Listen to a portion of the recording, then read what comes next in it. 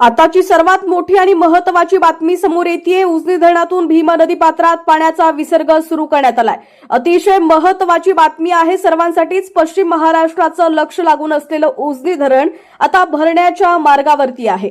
सध्या स्थितीत धरण 93.86% भरलेलं आहे। धरणाच्या पाणलोट क्षेत्रातून पाण्याची आवक मोठ्या प्रमाणावर वाढल्यामुळे पाणी साठा नियंत्रित ठेवण्यासाठी आज सकाळी 11 वाजल्यापासून भीमा नदी पात्रात पाण्याचा विसर्ग सुरू करण्यात आलाय।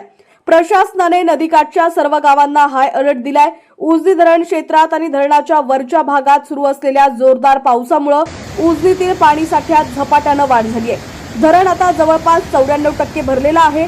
पाण्याचा हा वाढता ओघ पाहता धरणातील पाणी पातळी सुरक्षित ठेवण्यासाठी प्रशासनाने आज सकाळी ठीक 11 वाजता धरणाचे दरवाजे उघडलेले आहेत।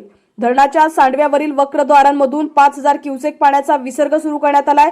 तसंच विद्युतगृहामधून 1600 क्युसेक पाणी सोडण्यात येत आहे। एकूण 6600 क्युसेक पाण्याचा विसर्ग भीमा नदी पात्रात करण्यात आलाय। सर्वात महत्त्वाची बाब म्हणजे पावसाचा जोर आणि पाण्याची आवक पाहता या विसर्गामध्ये कोणत्याही क्षणी आणखी वाढ होण्याची शक्यता प्रशासनाने वर्तवली आहे। पाण्याचा हा विसर्ग पाहता महसूल आणि आपत्ती व्यवस्थापन विभागाने भीमा नदीकाठच्या नागरिकांना तातडीने सतर्कतेचा इशारा दिलाय। उजनी धरण आणि पावसाच्या प्रत्येक अपडेटसाठी पाहत रहा HPN मराठी न्यूज। आणि हीच बातमी आता आपल्या व्हॉट्सअप ग्रुपवरती शेतकरी बांधवांपर्यंत जास्तीत जास्त शेअर करा, जेणेकरून ते सुद्धा सतर्क राहतील।